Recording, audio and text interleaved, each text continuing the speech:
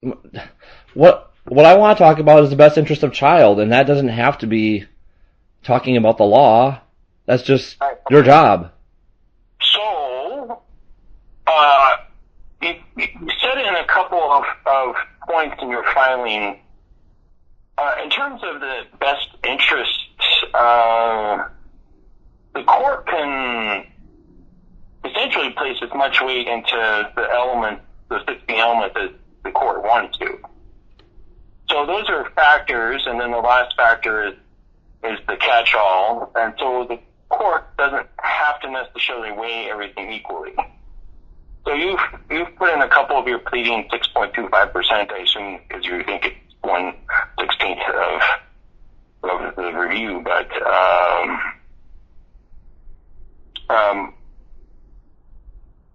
and you had put that as a couple points. Mr. Yonko, the whole case has been based upon the fact that I do understand that certain things take precedence over others in the 16 points. So I do agree with that. The one thing that we've been hung up on is that the whole case, like this whole time period that we've been going forward, essentially has been based on this idea that this was an abuse case and I was an abuser. And I didn't know the law, and I didn't know the facts, and I didn't have competent counsel ever. And so, yes, I guess you could say I fired 2 lawyers, but I fired them with just cause because they weren't representing me or my children properly. These things I signed on to with Lucy made me look guiltier than hell. And I didn't understand at that point that the type of abuse that is used to keep people from their kids is physical or sexual abuse. That's clearer in the 16 points. Emotional abuse isn't even something that you use to keep people from their kids as much as they've been kept from me. Now, here's the idea is that I talked with a lawyer recently. I consulted with them. I got a free 30-minute, and I said, could we bring up this idea of cruel and unusual punishment? And he was like, no, that'd be laughable in like a trial because this is a civil case. This isn't a criminal case. And I thought, exactly. I'm being treated like a criminal, and I'm being treated like a pedophile, even though it was just emotional abuse. And I went to a psychologist. The alleged victims never did. What do you mean you're being treated like a pedophile? What does that mean? It means that you don't keep people from their kids for emotional abuse. It's not in the law at all.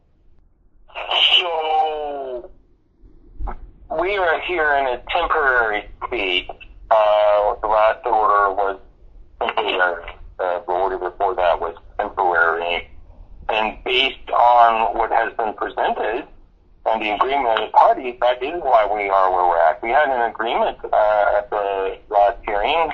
Well, not the last hearing, but when you were represented by parent,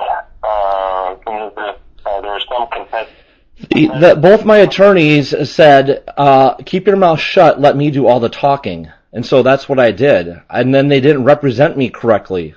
I was wronged, Mr. Yonko.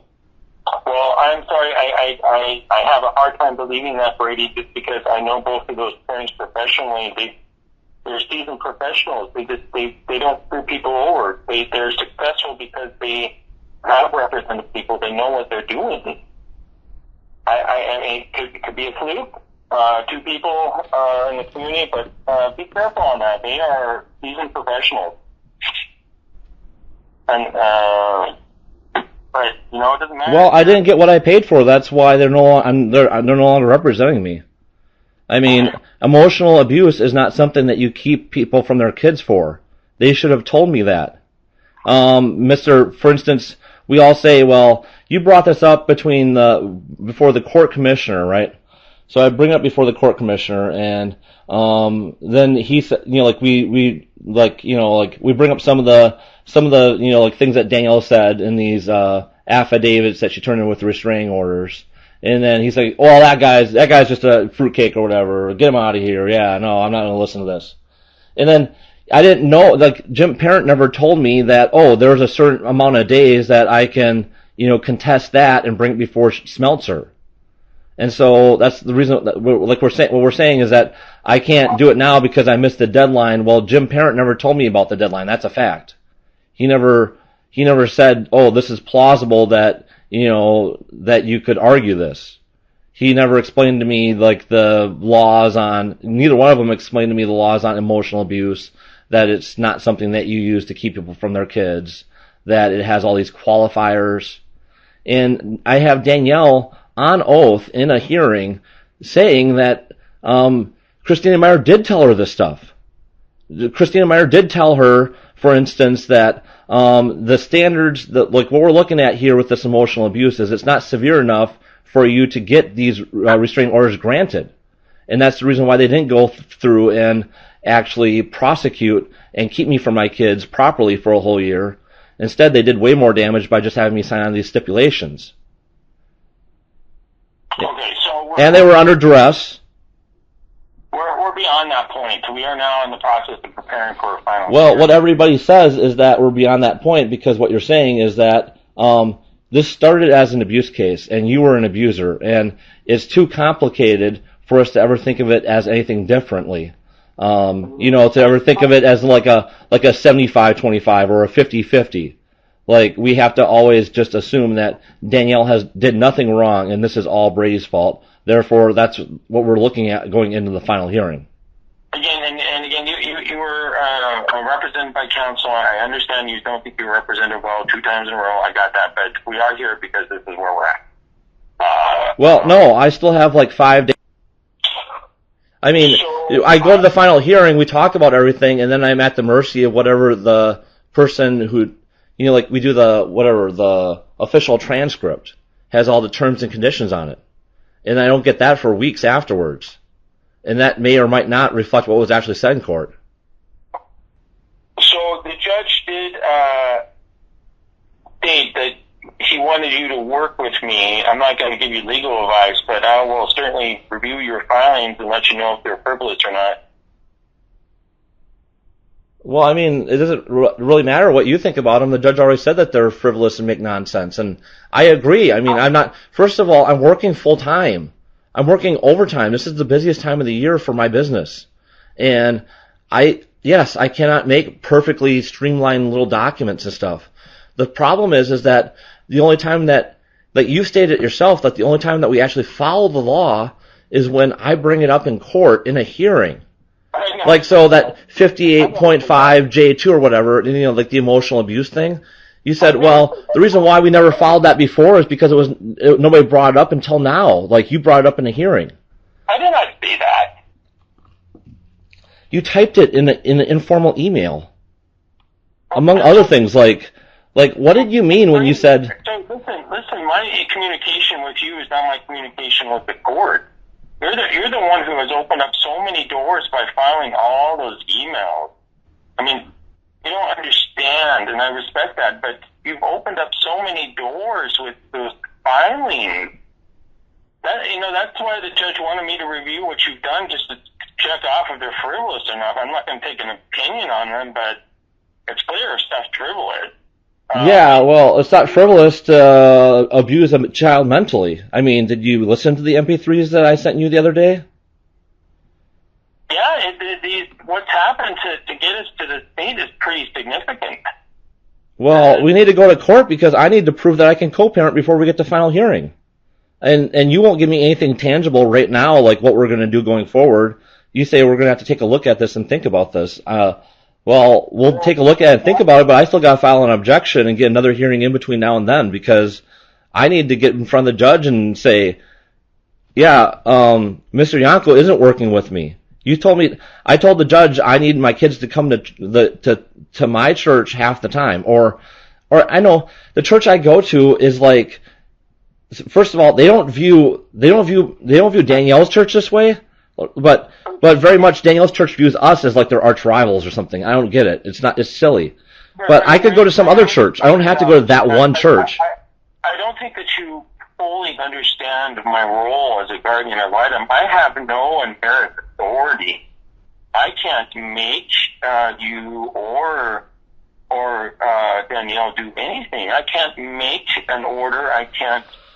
I'm not an authority to enforce. Well, there you go. There's the reason why we needed an objection, because he made it sound like you could when we were in the last hearing. No, I can't enforce. Well, yeah, the judge was like, oh yeah, we're not going to talk about final orders right now. These temporary orders, you can file something like an ex parte temporary order, kind of like what Chris did when we had the whole face mask incident. But am I even going to get a response from that? Like, will he respond to me if I give him a filing for an ex parte temporary order hearing? Or will it just sit there being ignored? Again, as not being your attorney, I can't tell you what to do or not do. I don't know what the court will do or not do. I don't know. Don't know. But So your job as the guardian ad litem is supposed to be to look at the best interest of child, and so basically you're, as far as an individual goes, as a legal entity, you're almost immune to any sort of criticism, except for this one thing, that it's not always what the person wants necessarily themselves. And so that's my argument, is that back during January 20th, I sent you an email saying I was concerned about my daughter sitting in these church services and hearing these negative things. And now, he's not talking about me necessarily, right, because he doesn't mention my name, but I'm in that one special group of people that used to go to his church that no longer go to his church. And so now, the whole entire time, my daughter has been going to these church services, and she's been sitting in these services, and she was sitting in these services before this all started. And I expressed negative things about the church. I mean, it was just valid criticisms that I thought were me speaking my mind that led to me eventually not attending that church anymore. And my daughter knew about it. That's a large reason of why she thinks I'm scary. So we went to the initial hearing where we signed on to the 14 stipulations, and you say there that me and my wife want to reconcile. You also say that Sophia finds her dad scary. And then in the transcript, you can see easily how you're giving this speech about your insight into the situation, and then he just cuts you off. Like, we're out of time for today. That's it. And I'm just like, this was my life. That my daughter gets to, I have to, you understand, it's not just what has happened, it's the fact that they want me to pay for everything too. It's like we can't just go our separate ways and I can go and start a new life at some new church because you want me to give 65% of my income for my daughter to go to this other church where they teach her that I'm walking in darkness and I'm spiritually dead. And I'm expected to finance that? So the financial part I'm not involved with at all. Well, what the situation is it's making me a religious state slave. And all of that is easily prohibited by both the state and the federal constitution. Religious tests are prohibited. Say, for instance, a guy goes to the post office, right, and he applies for a job. They can't say, well, you have to be a Presbyterian in order to get a job here, because that's prohibited. And so you say, well, you say that's different because that's a job interview with a government organization, and we're talking here about a marriage contract with a parental analysis. And my argument would be is that it applies more in this case, not less in this case. Because what's more important, getting a job with the post office or having a relationship with your kids for the rest of your life? Well, of course, your relationship with your kids, but Brady, this is the things that you've mentioned. You think that you're being treated differently by the court or by me, and the fact is, or by Attorney Myron, and the fact is that you're not. This is your dynamic, though. Yeah, well, you're factoring out the church thing. You sided with them. There's nothing different about you compared to any other parent.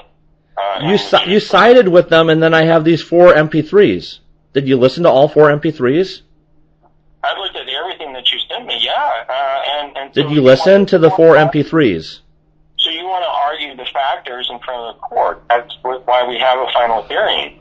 Okay, here's the deal, is that a church has what they call free exercise freedom with the government, right? So a legal organization that's a church can do anything they want to do because that's their freedom to run their religious organization in the way that they want to run it.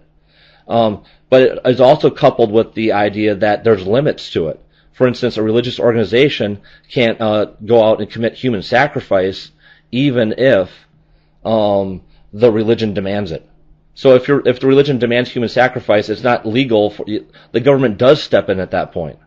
And that'd be my argument, is that this is something where the government should step in. Because it's not just 2 consenting adults saying, I am okay with my daughter going here and hearing this.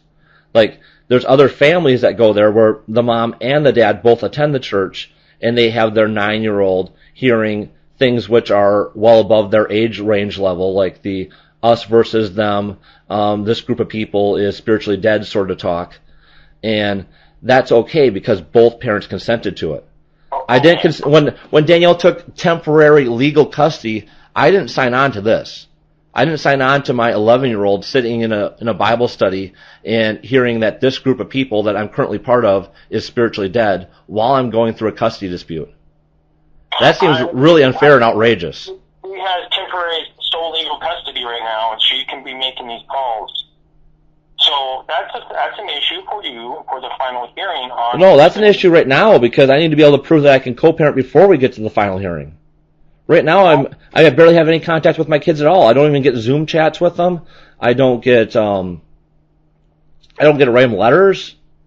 I mean, I was seeing them for 3 hours, and then I was seeing them for another 3 hours because I paid Jim Parent quite a bit of money to argue for another 3 hours. And then the other 3 hours, now we say that it has to be supervised by this group of people. So I have this other group of people that says I'm spiritually dead. They have to do my supervising. And why can't I get those other 3 hours right now? Like, you can do that. I reached out to you for other names of people, and you didn't respond. Yeah, I gave those names to you back in January. I gave a whole bunch of them to you of people that don't attend the old church that says I'm spiritually dead. Okay, so if there's new people you need to forward, or other people you need to forward those names to me. I already did. Just review your email history. Back in January, I gave you a whole bunch of them. And you said, well, Daniel's not comfortable with these, so we're not going to go with them. Okay, so do you have any new names? No, I want to use the old names. Okay, well, they aren't, from what I recall, the people that you did send me, and that was back in January, the kids were not comfortable with the vote. And now well, once again, it goes back to the guardian ad litem thing. The best interest of child is whatever's in the best interest of the individual, not necessarily what they want. It doesn't always have to be what makes them comfortable or what makes them feel at home. Something that is in their best interest right now is to provide them a comfortable atmosphere. And I talked to them directly about that. Well, that's not my idea of good parenting, is to always make your kids comfortable and give them what makes them feel good. I mean, that's not good logic. That's the whole essence of... And you know, I didn't say that. I didn't say that. You know, you've now had 3 or 4 times in this conversation, Brady, that you've said things that I haven't said or the judge didn't say. Well, no, I'm talking about there's only one ethical rule for guardian ad litems, and that is that you have to, like, have enough, like, like, consideration to think maybe what I should do isn't necessarily what the kid wants to have happen. Brady, there's many ethical duties for guardian ad litems. There are many, and I'm not going to go over those with you. Yeah, duty to disclose to adverse authority. Have you ever heard of that one? No, so what I'm doing is I want to work with you, not to argue about the case, but I want to work with you to try to get you more time. Well, okay. Wait a second. That's perfect. I mean, what you need to do is you need to just say, well, okay, now, Danielle doesn't want anybody besides that church to do the other 3 hours. So Danielle doesn't want people that other than the church to do the other 3 hours. I don't feel like it's my job as a guardian ad litem to force them to do anybody besides the other 3 hours. First of all, I disagree with that, and that's the reason why we have to have another hearing, like right now, in front of the judge with this motion to change the motion, because we need to talk about all this in court. I'm trying not to use the cult word, but other people have with this organization. I like this organization. I have a problem with the leadership. Many of the people that go there are nice people, but they cannot supervise my kids because of what the entity represents. It represents an entity that tells me that in a public meeting that I am spiritually dead to my shared children. Okay, so let's move on with what we can do to try and get you more time. So we can have my dad and Joe... When will Zoom work with you for your schedule? What's that? When will Zoom work for your schedule? What will work for my schedule? I would like to be able to visit with them for a whole weekend. And I'd like to take them to a church of my choice. It doesn't have to be Otter Creek, I get it. Danielle doesn't like Otter Creek. She thinks that, they're like the worst of the worst. I can go to some other church. I can go to a church where nobody from our church goes there. There's one in Wheeler. This is like the Nazarene church. It'd be perfect. Nobody from our church has left our church and attends there now. I just want them to go to some other church other than that one church. Okay, so the actual church, right now, I'm that's beyond what I want to do right now. I just want to get you more time. Well, that's the only way that we can have a fair analysis when we go to final hearing, because we need to take this dad's walking in spiritual darkness problem out of the equation. Otherwise, how can you have a fair analysis of who I am and what I can do and what kind of parent I can be? That totally radically, flips the whole playing field in the advantage of Danielle and Meyer. You're talking things on a metaphysical level. Like what a person thinks and feels with their soul. That's just. I'm just trying to get you some more time with your kiddos to work with me right now. Well, yeah, no, I'm reasonable. All right, so Zoom. What days does Zoom videos work with you? Well, right now I'm working third shift for 3 months, and so I typically am up in the early afternoon. So I know Danielle likes to say, well, I have a schedule with schooling, so sometime in the afternoon would work great. But yeah,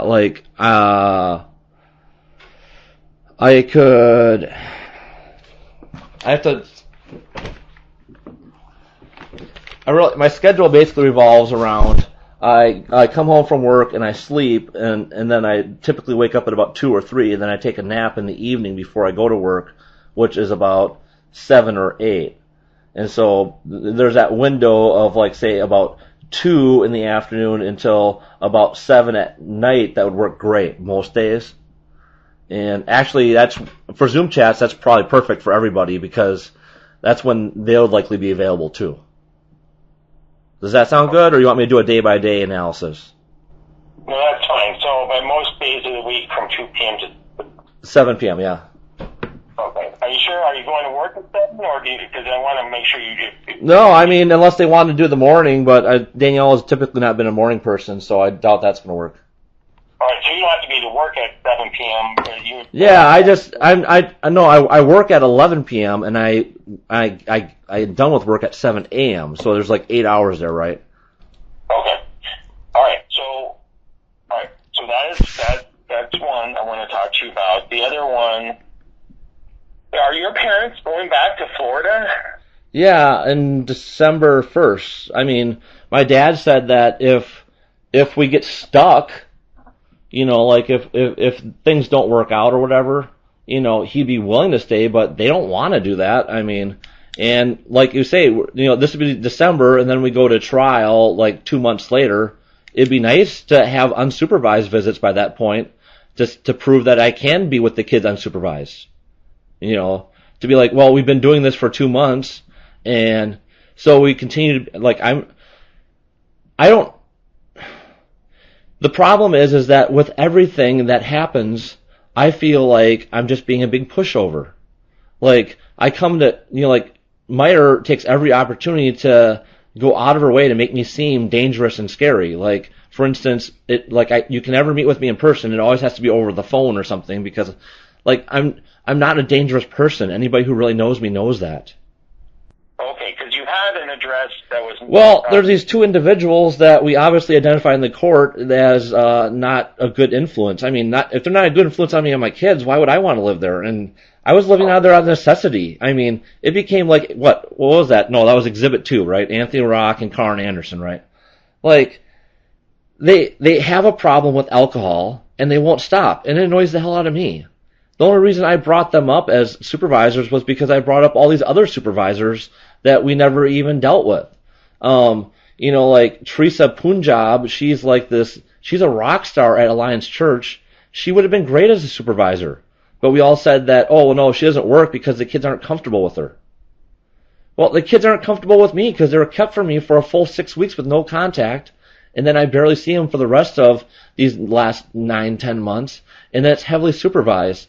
And so in their mind, we're reinforcing this idea that your dad, there's something to it. Because it's kind of like this idea. You go to a meet and greet with the policeman or the fireman, right, at the parking lot across the street, and then they see the truck with the lights and everything, and they have this idea in their mind, this is an authority figure, and it's something that, and so when they see their dad, he went to court, and now he only gets like these 3 hours, and now it's supervised. Like, we're reinforcing this idea in their minds that your dad is dangerous, and it's going to be hard for you to have a relationship with him. And so what I'd like to see is something significant, because I got 4 months to prove that I am an actual responsible parent. And we're ignoring all these facts, like the fact that I've worked at a job for 13 years, the fact that I have this birthday card, the fact that I went through I went through therapy with a psychologist for 25 hours. In my first session, within the first 10 minutes with my psychologist, here's what she says. She says, "It sounds like you came from a cult." And then she says, "What is this guy? Is this guy David Koresh? Is he like a David Koresh type of guy? You know that they have weapons? They have firearms in the sanctuary. Just like in Waco. I mean, they're thinking that somebody like me is going to come in there and want to do something bad, so they say it's their right to arm themselves with firearms. In Menominee. It's like, and so I have to deal with my psychologist, like, going to her week after week after week, 1 hour a week, to get to the end of it and have it be like, oh, well, that's all we can talk about because your wife and your kids refuse to come. My wife says, I can show you these text messages that she sent me. I just say, hey, we need to talk because I don't want to go to trial. The court system doesn't want us there. I want this nightmare to be over with. I hope you want it to be over with. And she says, oh, no, like, your actions led to this, and now you have to face the music. You need to come to court, and you're not going to avoid that, this and that. And so I'm trying to build bridges this whole 10 months, and she's like, no, we're going to cause you as much pain and hardship as possible. And then in the meantime, she's not working. I'm working 48 hours a week to support the 4 of us, and then she won't give me a break. I mean, just go to final orders. Like, figure out something we can live with. Why? The court system doesn't want to be burdened with us anymore. I mean, I don't want to cause the court system burden. Okay.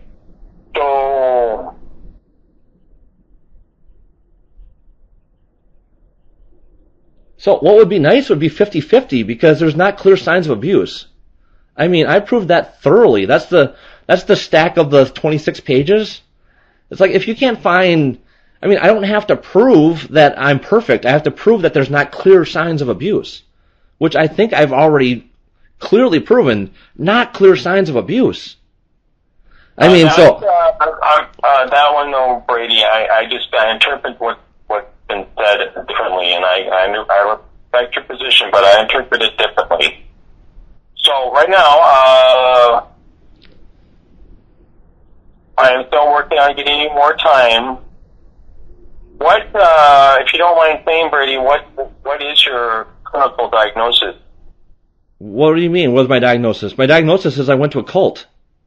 I already told you that. It's post-traumatic stress. And there's not a diagnosis. You go to see these people, and then they just tell you to go home.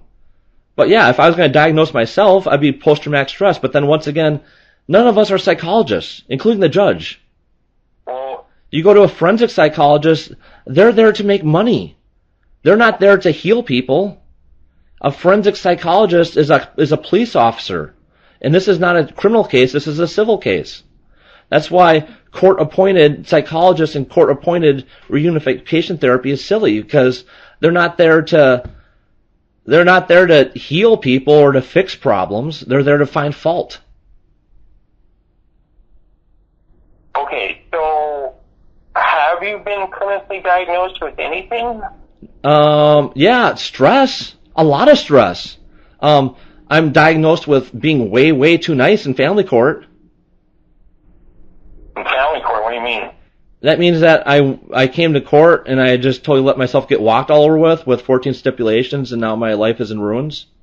That was being way too nice. I didn't have to do that because I wasn't guilty of what they were talking about. Okay, I get that. We got to move on. So you're staying with your parents. Do you have your own room at your parents' house? Yeah, it's not a house, it's a trailer. It's like a double wide trailer. It's very nice. I mean, you can come over here and visit sometime. You should come to one of our visits. You can hang out with us. No, that would make me a witness, and I'm not a witness. Okay.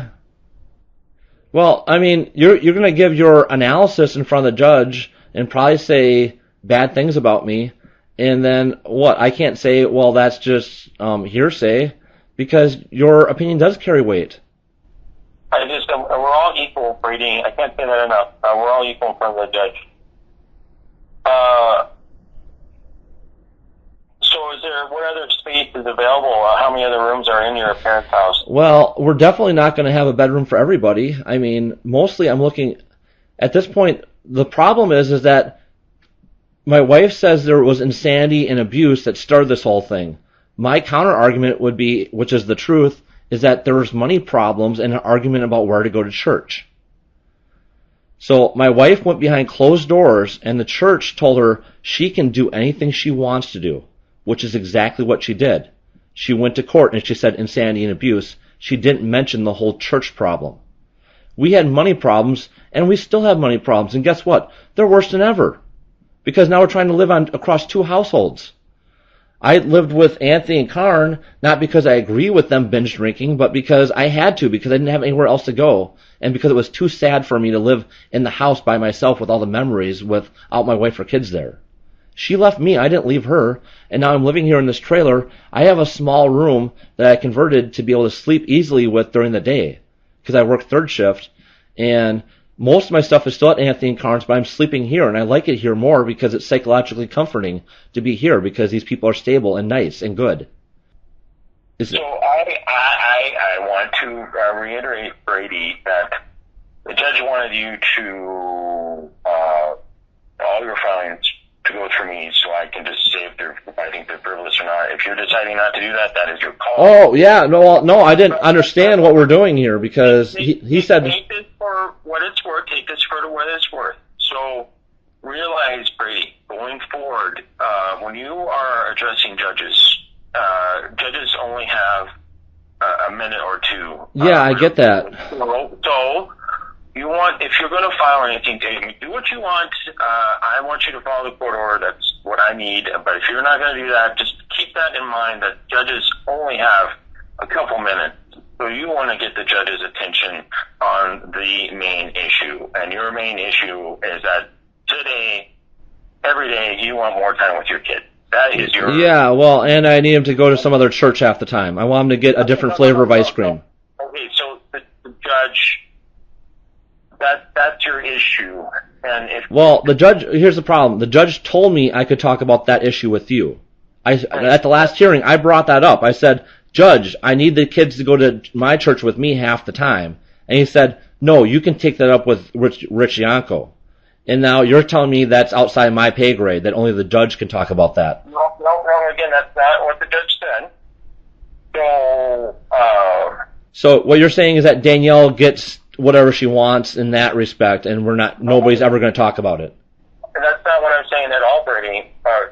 I speak clearly. If you want to speak to the judge and get the judge's full attention, then you need to shorten what you're trying to educate the judge on. You need to bring that... Oh, yeah. So listen. You need to bring that 6, 7, 5, 4, 3 pages down to a page and a half.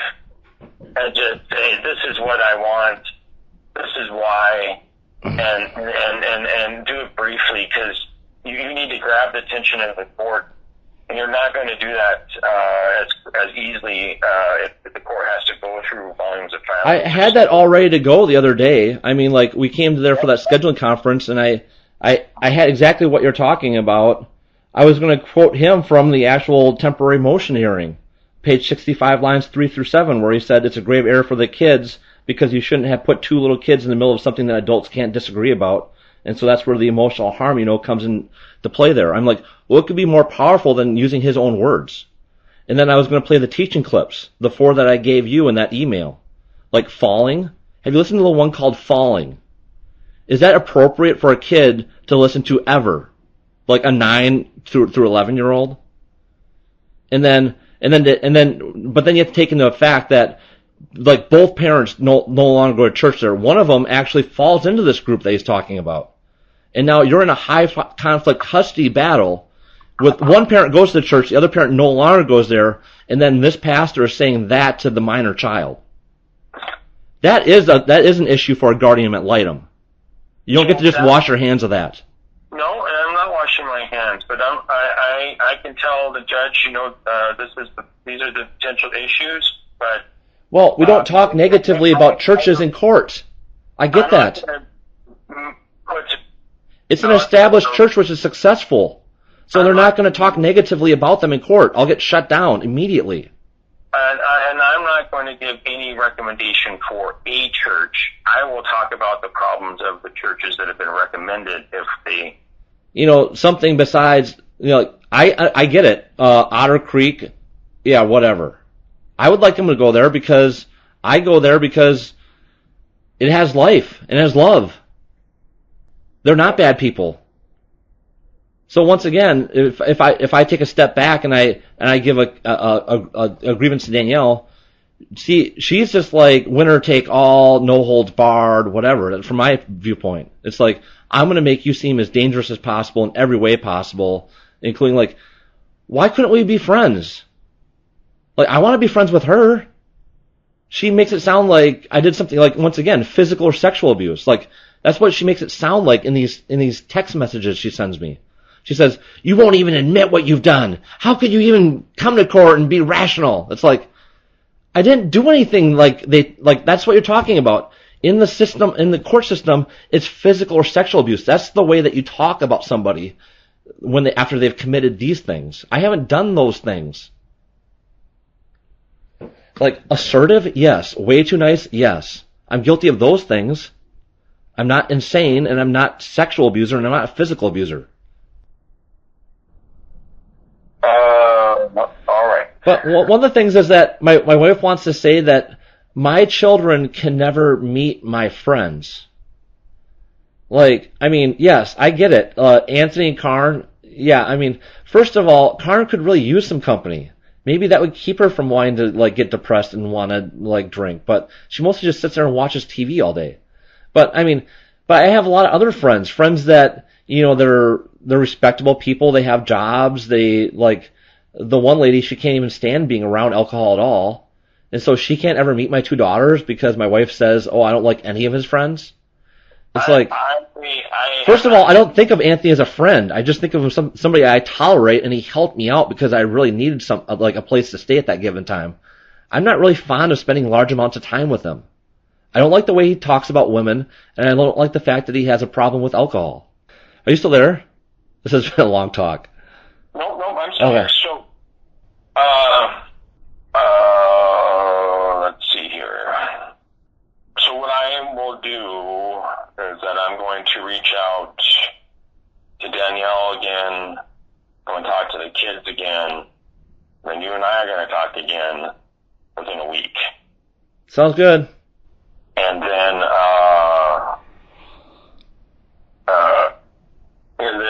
and I'm hopeful we can come to an agreement regarding some more time between now and the hearing, and if there's no agreement, I'll put forth my recommendation, going until the hearing, and then we'll just leave it. Okay. So we're still going to have some more discussion about what your recommendation is going to be if we can't come to some sort of agreement, right? Like you're not just because the deal is that it would be nice if I got the other 3 hours with Dad and Joe now, because we've already established the fact that Danielle only wants that one church, people from that one church, to do the supervising, and I'm saying that's not going to work, and she's saying, well, that's tough because that's the way it's going to be, because I'm in the power position and I'm winning now. So you're just going to take what you get. And I'm saying, yeah, well, before we had the whole face mask problem, we were doing 6 hours a week here, so we shouldn't have to have a discussion about that anymore. Because I think I have valid grounds to say that it's okay for me not to have JFB do my supervising of my visits. First of all, because I don't need supervising of my visits. Second of all, because not a church that tells my kids that I'm spiritually dead and walking in darkness. I love many of these people, but they shun me in the grocery store. They smile at me, maybe they'll wave at me a little bit, but they don't talk with me. Why would I want them to supervise my visits? So let me address that. So I did speak with, let me go through my notes here. Chad or something, or? Yeah, Chad Asher. Okay. And he had positive things to say about the visits. Well, yeah, I mean, I generally trust Chad. That's the reason why I say he's okay. Like I said, it's the problem with the leadership that I have, not with the people that go there. So, But by letting one of my old friends supervise my visits, I'm sending a message to everybody, especially my kids, that yes, I am dangerous and I do need to be supervised. And then psychologically, it's bad for my daughter to come to my visit with a cell phone and then be tapping away on it. I mean, everybody has a cell phone here. I have a cell phone. My dad, Joe, has a cell phone. Like when we had the face mask problem, Sophia didn't need her own cell phone to call somebody to come save her because we all had cell phones and we weren't going to stop her from leaving. We didn't stop her from leaving. And so she comes but when you send her to my visit with a cell phone and then she sits there and taps away on it to, I don't know, her mom or her grandma or somebody, it's humiliating. It's like I said, it's all these different things that to me just are perceived as cruel and unusual punishment. And this is a civil family court case. And I'm trying to do the best visits I can. It's like I'm happy having him at Dad and Joe's house, but I need more time. I mean, I need to eventually be able to work towards unsupervised by December 1st. Okay, so this is what I am going to do. I'm going to speak with Danielle again. I'm going to talk to your kids. Again, don't talk to your kids about any of this. Yeah, no, I told you. Another problem here, and this needs to come up in the final hearing, is that this whole analysis has been screwed up because of the whole church problem. I have an email where I point out this problem to you back in, like when we first started, back in late January. I said, I feel concerned that Sophia is sitting in these Bible studies and hearing these things. And so now, how can we talk with the kids and not take that into account? Like, say, if Sophia says, I'm not comfortable going to church somewhere else. Of course she's not comfortable going to church somewhere else because she's never gone to church anywhere else. And the current church tells her that we're all walking in darkness and that we're spiritually dead. So, of course, she's not going to want to go to a place where she's told it's spiritual darkness and we're spiritually dead. Well, that's, again, something that is something that gets addressed at final hearing. Well, it should get addressed now. I need to prove that I can co-parent, and I can't because I have this negative psychological image of myself in my child's mind. Like, the kids are not the same. Ruby is a 6-year-old. Sophia is an 11-year-old. Sophia has been in these Bible studies for 2 years. My 5-year-old has been in the toddler room. They have a children's ministry for younger children. It stops at age 9. Then you're taught as an adult.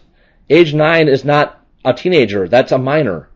So a minor child has been taught quotations with spiritual deadness and people walking in darkness for almost 2 years. That started before we separated. And so now Dad is part of this group. Like, yes, he does not mention my name from the pulpit, and that is how he gets away with it, by not mentioning my name from the pulpit. But very much, it's not, you can't take Sophia's analysis of me or the situation or what she wants to do and apply that to like what the truth is, and you can't apply that to what Ruby thinks too. Because Ruby is a whole different entity. She wants to be with me. She wants to be with me more. The other night she was like saying, oh, when's Mom coming? Maybe we could stay overnight, but there's not a room prepared for us or something. Like, Ruby has always been pro-Dad.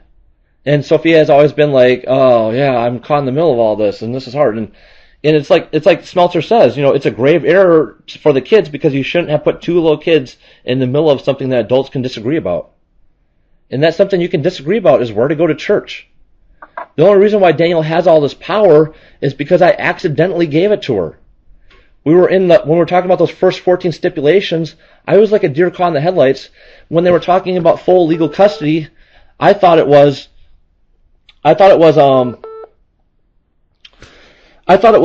talking about placement. I was like, of course they're going to be placed with their mom. I didn't think they were talking about legal custody. I didn't realize that until after I got home, and I brought it up with Lucy, and then she said it was too late because, she said that, these likely won't become permanent orders. I was getting a call from Chris, so I don't know. You want to wrap it up soon? Are you still there? Yeah, I got to get to another meeting. So, let's do that. I will communicate with Danielle, your kids, Jimmy Meyer, and by this time next week, I'm hopeful we have an agreement, or at least you know where I'll stand with regarding some more time, okay? Okay. All right. If you decide to file stuff, that is your call. I've already talked to you about it. Just you said don't make it 30 pages. Yeah. You're trying to get the attention of the court, and shorter is better. So, but you decide what you want to do. All right. Okay. Thanks. All right. We'll talk by this time next week. Yep. Thanks. Bye. Bye.